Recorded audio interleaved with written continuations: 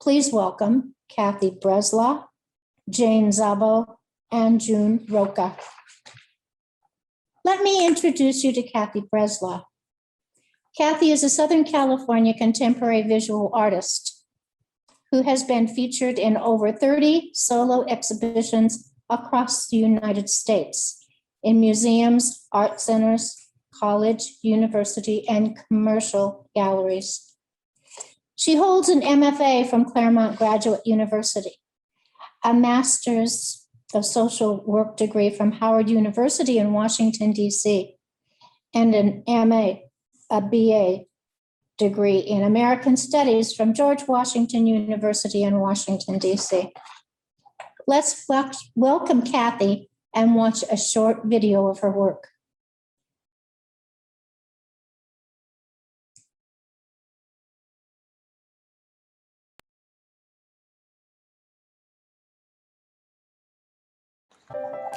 I believe I was called to make art as a small child. Drawing and painting always appealed to me. Growing up, our family fabric business drew me into color, texture, pattern, and design with a variety of materials.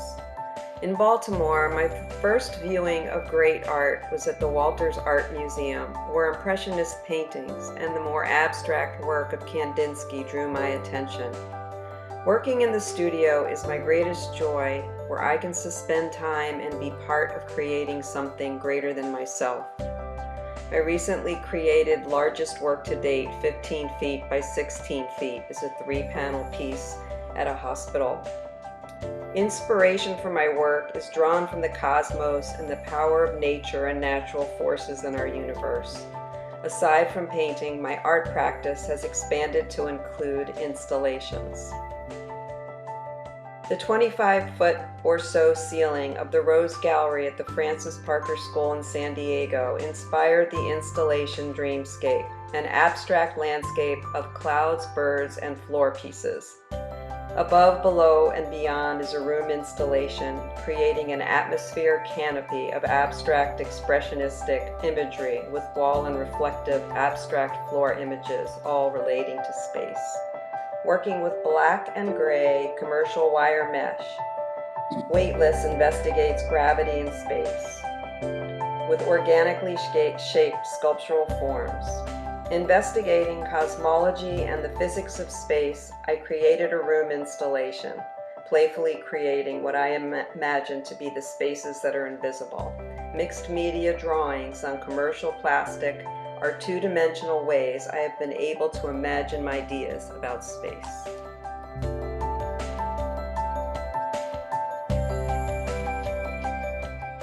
My exhibition Contemplation includes a self-reflective installation as well as Swept Away, a series of mixed media, partially suspended works, imagining the inner process of sorting through ideas and belief systems.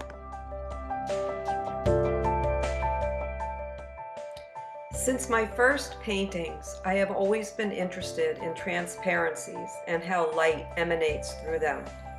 The transparent commercial mesh I have used for several years has allowed me the opportunity to explore layering and the depth and concept of light.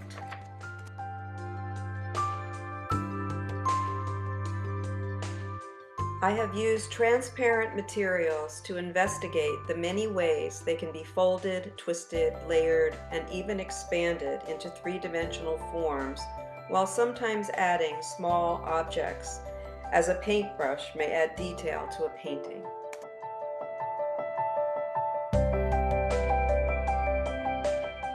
My body of works called Atmospheres is created with several painted layers and each bearing connection to occurrences in nature like sunrise, sunset, cloudless skies, and others. In installing my exhibitions, it is vital that the wall art hang a distance from the walls to enhance the transparency of the materials and where reflected light creates shadows, enhancing the 3D effect. This same 3D effect enhances floor works using invisible mylar structural supports.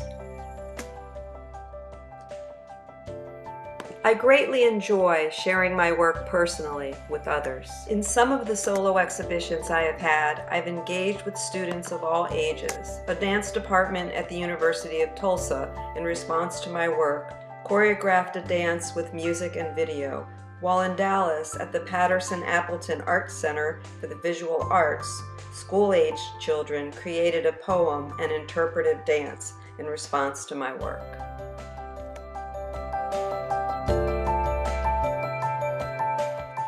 My viewing audience plays a distinctive role. Once my work is complete, my hope is that it will be experienced using the power of the moment to transport us to perhaps an unfamiliar yet embraceable place. And though with knowledge that life is fragile and fleeting, a sense of beauty is felt and a collective spirit remains.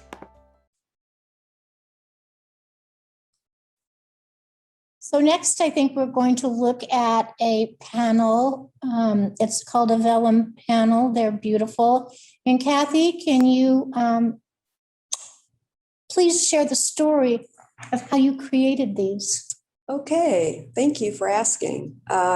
This group of pieces that are in the auction are part of a larger group of a series I did called Impressions. And it's based on Impressionism. Impressionism was about light and color, relationships, and nature. And I was always really drawn to Impressionism as a kid, so I was really influenced by it. And when I started to paint, I used watercolors, which I then translated into other kinds of mediums later on, but recently came back to watercolor and decided to use this vellum, translucent, see-through vellum paper to express this idea about color and light. And how I did it was I painted several pieces of watercolors, and then I ripped the watercolor paintings into what I consider to be brush strokes that I would then adhere to the panels that I was creating. And that's the story of this body of work called Impressions. Well, they're absolutely beautiful. Thank you. What inspires you in making art? My inspiration for making art really comes from the quality of light, from color, from textures and patterns. When I was growing up, my family owned a fabric business, and I would work in the fabric business. So I spent a lot of time around color, texture, pattern, all sorts of items that sort of intrigued me and got me thinking. And that's the basis of what inspires me. And also the fleeting sort of transitory nature of life has always been a part of my work in just about any body of work that I've created, whatever materials I've been using. So how did you start making art, and why do you do that? So I started making art as a small child, and it pretty much happened organically. I was given, just your basic crayons and drawing tools and acrylic paints. I was even given paint by number oil sets, I remember as a kid. And that just inspired me. And I spent a lot of time doing that, but not really thinking of myself as an artist per se. It was just an expression of how I communicated and shared my feelings and thoughts to the world. Got it. Are we back on us?